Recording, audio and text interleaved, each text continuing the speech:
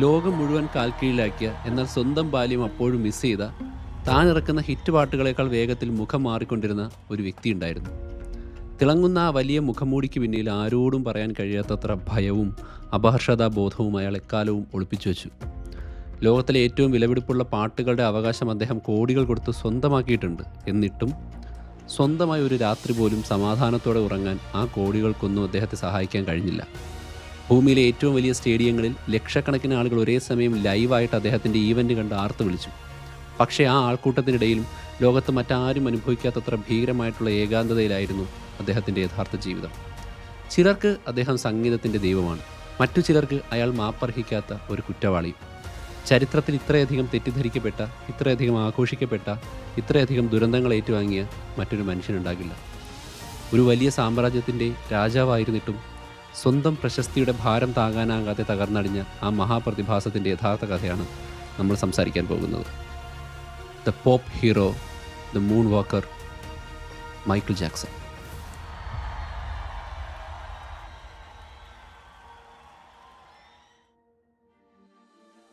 ലോകം കണ്ടതിൽ വെച്ച് ഏറ്റവും വലിയ എൻ്റർടൈനർ ആരാണെന്ന് വെച്ചാൽ സംശയമില്ലാത്ത ഒരൊറ്റ പേരേ ഉള്ളൂ. അത് മൈക്കിൾ ജാക്സൺ അഥവാ MJ ആണ്. ഡാൻസ് കൊണ്ടും പാട്ടുകൊണ്ടും ലോകത്തെ മുഴുവൻ ഒരുമിപ്പിച്ച ഒരു മാന്ത്രികൻ. പക്ഷേ ഈ യഥാർത്ഥ വിജയങ്ങൾക്ക് പിന്നിൽ വേദനയുടെയും സങ്കടത്തിൻ്റെയും വലിയൊരു ബിസിനസ് ബുദ്ധിയുടെയും കഥകളുണ്ട്. 1958 ഓഗസ്റ്റ് 29 അമേരിക്കയിലെ ഇൻഡ്യാനയിലുള്ള ഗാരി എന്നൊരു ചെറിയ സ്റ്റീൽ ടൗണിലാണ് മൈക്കിൾ ജനിക്കുന്നത്.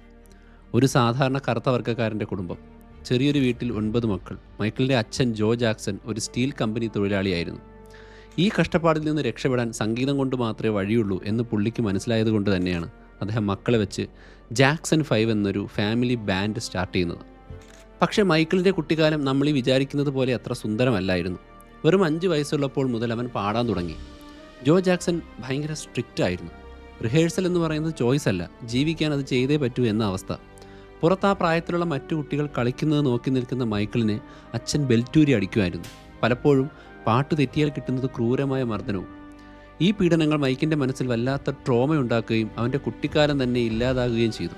എന്നാൽ മറുവശത്ത് ഈ ഒരു അച്ചടക്കം, കടുത്ത അച്ചടക്കം, അവന് ലോകത്ത് മറ്റാരും കൊടുക്കാത്ത ഒരുതരം പ്രൊഫഷണലിസവും സ്റ്റേജ് പ്രസൻസും ഉണ്ടാക്കി കൊടുത്തു. ജെയിംസ് ബ്രൗണിൻ്റെ എനർജിയും ജാക്കി വിൽസൺ പാടുന്ന സ്റ്റൈലും ഫ്രെഡ് ആസ്റ്ററിൻ്റെ ഡാൻസുമൊക്കെ അങ്ങനെ അവൻ സ്വന്തമാക്കി. അവനൊരു പെർഫെക്റ്റ് മെഷീനായിട്ട് ഇവോൾവായി.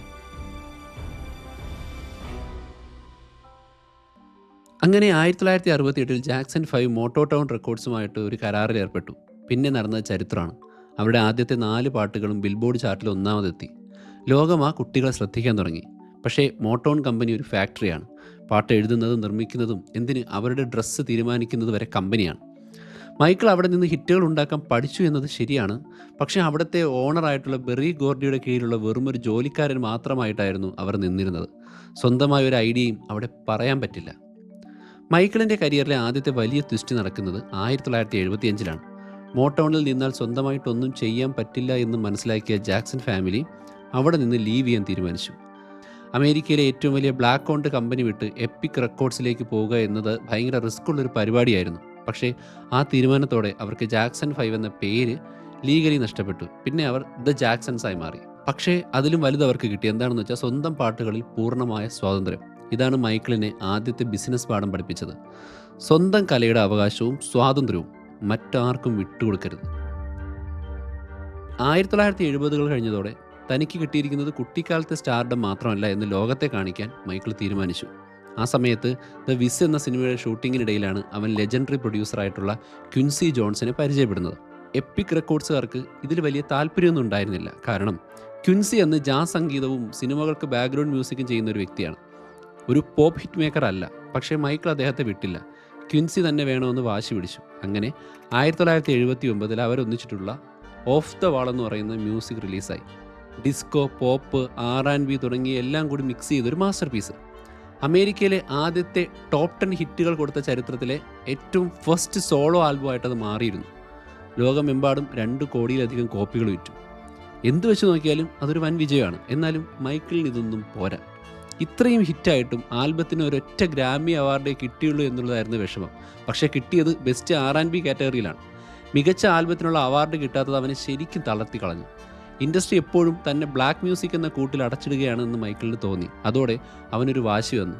തൻ്റെ അടുത്ത ആൽബം ലോകം കണ്ടതിൽ വെച്ച് ഏറ്റവും വലുതായിരിക്കുമെന്നും ഇൻഡസ്ട്രിക്കും ജനങ്ങൾക്കും അത് അംഗീകരിക്കാതെ മറ്റ് വഴി ഉണ്ടാകില്ല എന്നും അവൻ തീരുമാനിച്ചുറപ്പിച്ചു. ഇനി നമ്മൾ ഈ 1980കളിലെ മ്യൂസിക് ഇൻഡസ്ട്രിയെക്കുറിച്ച് മനസ്സിലാക്കിയാലേ മൈക്കിൾ ജാക്സനെ കുറിച്ച് കൃത്യമായി പറയാൻ പറ്റും. ഇന്നത്തെ പോലെ ഇൻ്റർനെറ്റോ യൂട്യൂബോ ഒന്നും അന്നില്ല. റേഡിയോ സ്റ്റേഷനുകളൊക്കെ തന്നെ വർക്കിംഗ് ഫോർമാറ്റിൻ്റെ പേരിൽ കൃത്യമായി വേർതിരിച്ചു വെച്ചിരുന്നു. സത്യം പറഞ്ഞാൽ അത് റേസിസത്തിൻ്റെ മറ്റൊരു ഫോമാണ്. അതായത് കറുത്ത വർഗ്ഗക്കാരായ ആർട്ടിസ്റ്റുകൾക്ക് പാടാൻ അർബൻ റേഡിയോയും വെളുത്ത വർഗ്ഗക്കാർക്ക് പാടാൻ പോപ്പ് റേഡിയോയും ഉള്ള ഒരു വല്ലാത്തൊരവസ്ഥയിലാണ് അന്ന് റേഡിയോ സ്റ്റേഷനൊക്കെ ഉണ്ടായിരുന്നത്. ഈ സമയത്താണ് 1981 MTV സ്റ്റാർട്ട് ചെയ്യുന്നത്. പക്ഷേ അവരുടെ ഫോർമാറ്റ് വേറെയാണ്. അന്ന് മെയിനായിട്ട് റോക്ക് മ്യൂസിക് മാത്രം കാണിക്കുന്ന ഒരു ചാനലായിരുന്നു MTV. R&B സോൾ ആർട്ടിസ്റ്റുകളെ ഒന്നും അവർ അടുപ്പിച്ചിരുന്നില്ല. റിക് ജെയിംസിനെ പോലെയുള്ള വലിയ ആർട്ടിസ്റ്റുകളെ അവർ റിജക്റ്റ് ചെയ്യുകയാണ് ചെയ്തത്. സോ ഇതൊരു റേസിസം അല്ല, പകരം തങ്ങളുടെ ഫോർമാറ്റ് അങ്ങനെയാണ് എന്നാണ് MTV മുതലാളിമാർ പുറത്തു പറഞ്ഞിരുന്നത്. പക്ഷേ ഒരു തരത്തിൽ പറഞ്ഞാൽ വെളുത്ത വർഗ്ഗക്കാരുടെ പാട്ടുകൾ കാണിക്കുന്ന ഒരു വിഷ്വൽ റേഡിയോ ആയിട്ട് MTV മാറി. ഈ ഒരു ഇൻഡസ്ട്രിയെയാണ് മൈക്കിൾ ജാക്സൺ തകർത്തെറിയാൻ തീരുമാനിക്കുന്നത്. അങ്ങനെ മൈക്കിൾ ജാക്സൺ ക്വിൻസി ജോൺസുമായിട്ട് ചേർന്ന് ത്രില്ലർ എന്ന് പറയുന്ന ആൽബം പ്ലാൻ ചെയ്തു. ഏതെങ്കിലും ഒരു പ്രത്യേക കാറ്റഗറിയിലുള്ള ആൾക്കാരെ ഉദ്ദേശിച്ചല്ല, പകരം ലോകത്തുള്ള എല്ലാവരെയും ആകർഷിക്കാൻ വേണ്ടിയായിരുന്നു അത് ചെയ്തത്. റോക്ക് മ്യൂസിക് ഫാൻസിനെ പിടിക്കാൻ ബീറ്റ് ഇറ്റ് എന്ന പാട്ടിൽ എഡ്ഡി വാൻ ഹാലനെ കൊണ്ട് ഗിറ്റാർ വായിപ്പിച്ചു. പോക്ക് പ്രേക്ഷകരെ കയ്യിലെടുക്കാൻ പോൾ മക്കാർട്ട്നിക്കൊപ്പം ദ ഗേൾ ഈസ് മൈൻ എന്നുള്ള പാട്ട് പാടി. ഡാൻസ് ക്ലബ്ബുകൾ അങ്ങനെ അവർക്കുള്ളതാക്കി മാറ്റാൻ വേണ്ടി ബാസ് ലൈനോയുടെ ബില്ലി ജീൻ ഉണ്ടാക്കി. അങ്ങനെ ലോകം മുഴുവൻ എത്താൻ വേണ്ടിയിട്ടുള്ളൊരു ബ്രില്യൻറ്റ് ഡിസൈൻ ആയിരുന്നു അന്ന് ജാക്സൺ അവതരിപ്പിച്ചത്. എന്നിട്ട് ഈ ബില്ലി ജീൻസ് വീഡിയോ പ്ലേ ചെയ്യാൻ വേണ്ടി MTVക്ക് കൊടുത്തു. പക്ഷേ അവർ ആദ്യം മടിച്ചു. അപ്പോൾ CBS റെക്കോർഡ്സിൻ്റെ പ്രസിഡന്റ് വാൾട്ടർ യെറ്റ്നിക്കോവ് തൻ്റെ പവർ ഉപയോഗിച്ചൊരു കളി കളിച്ചു. അതായത് ഈ ബില്ലി ജീൻ എന്ന് പറയുന്ന പാട്ട് MTVയിൽ പ്ലേ ചെയ്തില്ലെങ്കിൽ ബില്ലി ജോയൽ, പിങ്ക് ഫ്ലോയിഡ് തുടങ്ങിയ വമ്പന്മാരുടെ വീഡിയോകൾ MTVയിൽ നിന്ന് പിൻവലിക്കുമെന്ന് അവർ വാൺ ചെയ്തു. അങ്ങനെ അവരുടെ വേർതിരിവ് പബ്ലിക്കായിട്ട് പുറത്താകുമെന്ന് അദ്ദേഹം ഭീഷണിപ്പെടുത്തി. അങ്ങനെ പണി പാളുമെന്ന് മനസ്സിലാക്കി MTVക്ക് വഴങ്ങേണ്ടി വന്നു. അങ്ങനെ 1983 തുടക്കത്തിൽ അവർ വീഡിയോ പ്ലേ ചെയ്യാൻ തുടങ്ങി. വീഡിയോ വന്നതോടെ MTVയുടെ റേറ്റിംഗ് കുതിച്ചുയർന്നു. ഈ സംഭവം മ്യൂസിക് ഇൻഡസ്ട്രിയുടെ തലവര തന്നെ മാറ്റിമറിച്ചു. കറുത്ത വർഗ്ഗക്കാരായിട്ടുള്ള ആർട്ടിസ്റ്റുകൾക്കും വലിയ പ്രേക്ഷകരെ ഉണ്ടാക്കിയെടുക്കാൻ പറ്റുമെന്ന് മൈക്കിൾ തെളിയിച്ചു. അതുമാത്രമല്ല, ഈ സമയത്താണ് ടെക്നോളജിയുടെ വലിയ വളർച്ചയുണ്ടാകുന്നത്. 80കളുടെ തുടക്കത്തിൽ തന്നെ സാറ്റലൈറ്റ് TVകൾ ഹിറ്റാകാൻ തുടങ്ങി. അതോടെ MTV ലോകം മുഴുവനെത്തി. പിന്നെ VHS കാസറ്റുകളുടെ വരവായി. അതായത് ആളുകൾക്ക് വീട്ടിലിരുന്ന് വീണ്ടും വീണ്ടും കാണാൻ പറ്റുന്ന കാസറ്റുകൾ എത്തി. കൂടാതെ CD അഥവാ കോമ്പാക്ട് ഡിസ്ക് രംഗത്ത് വരാൻ തുടങ്ങി. ഈ CD ഫോർമാറ്റ് മ്യൂസിക് ലേബലുകൾക്ക് വലിയ ലാഭം ഉണ്ടാക്കി കൊടുത്തു. വിനൈൽ റെക്കോർഡിൽ ത്രില്ലർ വാങ്ങിയ ആളുകൾ തന്നെ വീണ്ടും പൈസ കൊടുത്ത് CD വാങ്ങാൻ തുടങ്ങി. ആലോചിച്ച് നോക്കിയേ, ഒരു ക്രേസ്. ഇതിനോടൊപ്പം തന്നെ മൈക്കിൾ തൻ്റെ വിഷ്വൽ ബ്രാൻഡിങ്ങും പക്ക ആക്കാൻ തുടങ്ങി. ഒറ്റ കയ്യിലുള്ള വെളുത്ത ഗ്ലാസ്, പിന്നെ ഇറക്കം കുറഞ്ഞ പാൻറ്, വെള്ള സോക്സ്, പ്രത്യേകതരം ഷൂ. ഇതൊന്നും വെറുമൊരു ഫാഷനല്ല. കാണുന്ന ആളുകളുടെ ശ്രദ്ധ തൻ്റെ കൈകളിലേക്കും ഡാൻസ് ചെയ്യുന്ന കാലുകളിലേക്കും പിടിച്ചെടുക്കാനുള്ള ഒരു സൈക്കോളജിക്കൽ ട്രിക്കായിരുന്നു അത്. മോട്ടൗൺ 25 എന്ന TV ഷോയിൽ വെച്ച് അവൻ ആദ്യമായിട്ട് ആ ലോകപ്രശസ്തമായ മൂൺ വാക്ക് ചെയ്തപ്പോൾ ലോകം ശരിക്കും ഞെട്ടിധരിച്ചുപോയി. ഈ കാലഘട്ടത്തിലെ ഏറ്റവും വലിയ ഹൈലൈറ്റ് എന്ന് പറയുന്നത് ത്രില്ലർ എന്ന് പറയുന്ന ഷോർട്ട് ഫിലിമായിരുന്നു.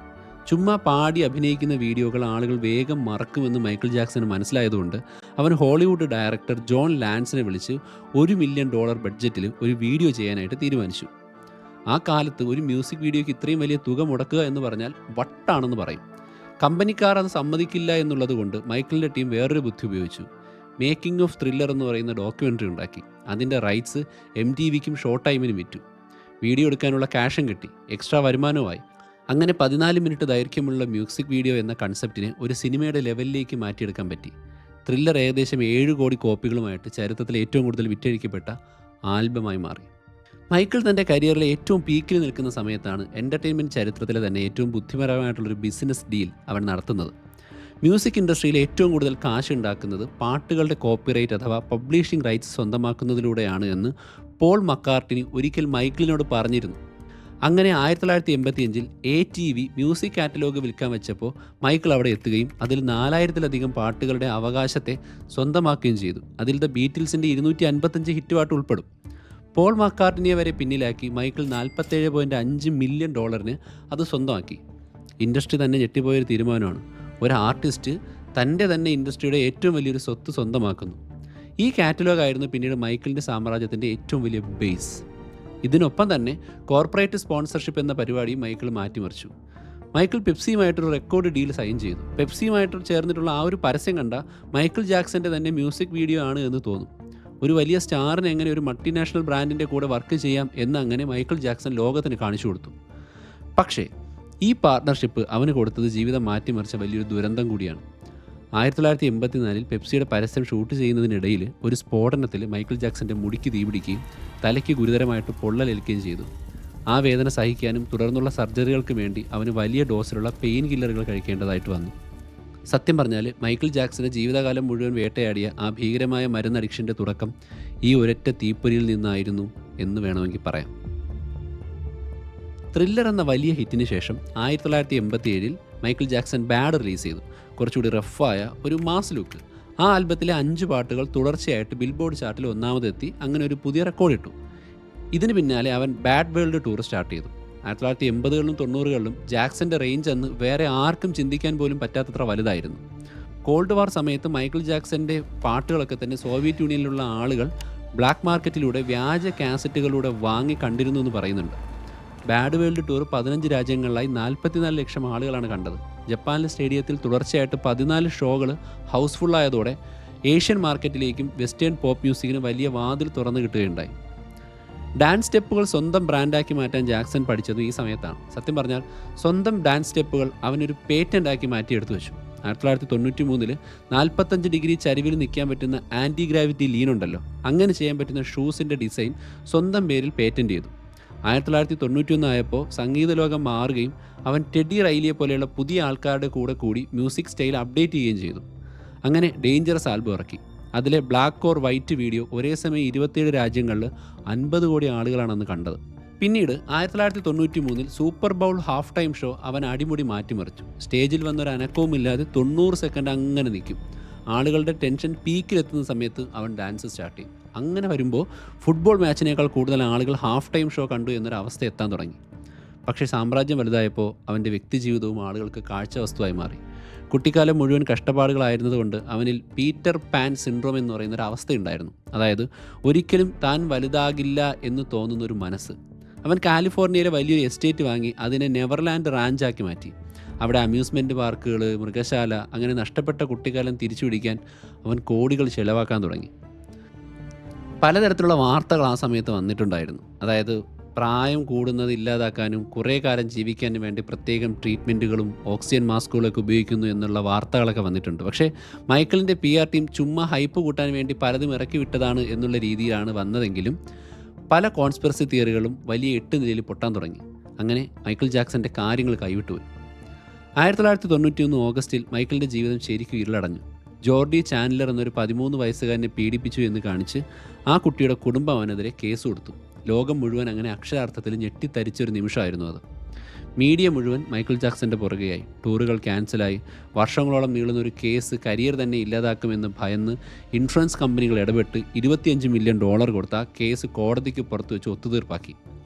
നമ്മൾ സത്യസന്ധമായിട്ട് പറയുകയാണെങ്കിൽ കാശ് കൊടുത്തൊരു കേസ് ഒതുക്കി എന്ന് വെച്ച് ഒരാൾ തെറ്റുകാരനല്ല എന്ന് പറയാൻ പറ്റില്ലല്ലോ. സോ മൈക്കിൾ ജാക്സൺ നിരപരാധിയാണെന്ന് പറഞ്ഞെങ്കിലും ആ ഒരു ആരോപണം മൈക്കിളിൻ്റെ ഇമേജ് എന്നേക്കുമായിട്ട് തകർത്തു എന്ന് വേണം പറയാൻ. മീഡിയയോടും മറ്റുമുള്ള ദേഷ്യം അവൻ തീർത്തത് 1995 ഇറങ്ങിയ ഹിസ്റ്ററി എന്ന ആൽബത്തിലൂടെ ആയിരുന്നു. ഇതിനിടയിലും അവൻ കിടിലം ബിസിനസ് ചെയ്തു. തൻ്റെ ATV കാറ്റലോഗ് സോണിയുടെ പബ്ലിഷിംഗ് ഡിവിഷനുമായിട്ട് മെർജ് ചെയ്ത് Sony/ATV ഉണ്ടാക്കി. ഇതിലൂടെ അവന് $90 മില്യൺ ക്യാഷ് ആയിട്ട് കിട്ടി. ഒപ്പം പുതിയ വലിയ കമ്പനിയുടെ 50% ഷെയറും. പക്ഷേ 2003 വീണ്ടും പ്രശ്നങ്ങൾ തലപൊക്കി. മാർട്ടിൻ ബഷീറിൻ്റെ ഡോക്യുമെൻ്ററി വന്നതോടെ ഗാവിൻ അർവിസോ എന്ന കുട്ടിയുമായിട്ട് ബന്ധപ്പെട്ട് പുതിയ ആരോപണങ്ങൾ വന്നു. ഇത്തവണ അങ്ങനെ മൈക്കിൾ ജാക്സൺ അറസ്റ്റിലായി. 2005 14 ആഴ്ച നീണ്ടു നിൽക്കുന്ന വിചാരണയ്ക്ക് ശേഷം എല്ലാ കുറ്റങ്ങളിൽ നിന്നും കോടതി മൈക്കിൾ ജാക്സനെ വെറുതെ വിട്ടെങ്കിലും അതുകൊണ്ടൊന്നും ആളുകൾ അവനോടുള്ള സംശയം മാറ്റിയില്ല. ആ കേസ് കഴിഞ്ഞതോടെ മൈക്കിൾ ജാക്സൺ മാനസികമായിട്ടും സാമ്പത്തികമായിട്ടും തകർന്നുപോയി. അദ്ദേഹത്തിൻ്റെ മരണശേഷം 2019 വന്ന ലിവിങ് നെവർലാൻഡ് എന്നൊരു HBO ഡോക്യുമെൻ്ററി ഈ ചർച്ചകൾ വീണ്ടും കുത്തിപ്പൊക്കി ജാക്സൻ്റെ ഫാമിലി അതിനെതിരെ കേസ് കൊടുത്തത് വലിയ വാർത്തയായിട്ടുണ്ടായിരുന്നു. ഇനി നമുക്ക് മൈക്കിൾ ജാക്സൻ്റെ കുറച്ചുകൂടി പേഴ്സണലായിട്ടുള്ള ചില കാര്യങ്ങൾ നോക്കാം, പബ്ലിക്കലി അവൈലബിൾ ആയവ. സംഗീത ലോകത്തെ മുഴുവൻ ഞെട്ടിച്ചുകൊണ്ട് 1994 മൈക്കിൾ ജാക്സൺ കല്യാണം കഴിക്കുന്നത്. വധു ആരാണെന്ന് ചോദിച്ചാൽ സാക്ഷാൽ എൽവിസ് പ്രസ്ലിയുടെ മകൾ ലിസ മേരി പ്രസ്ലി. പോപ്പ് രാജാവും റോക്ക് ആൻഡ് റോൾ രാജാവിൻ്റെ മകളും തമ്മിലുള്ളൊരു കല്യാണം. പക്ഷേ ബന്ധം വെറും 2 വർഷം മാത്രമേ തുടർന്നുള്ളൂ.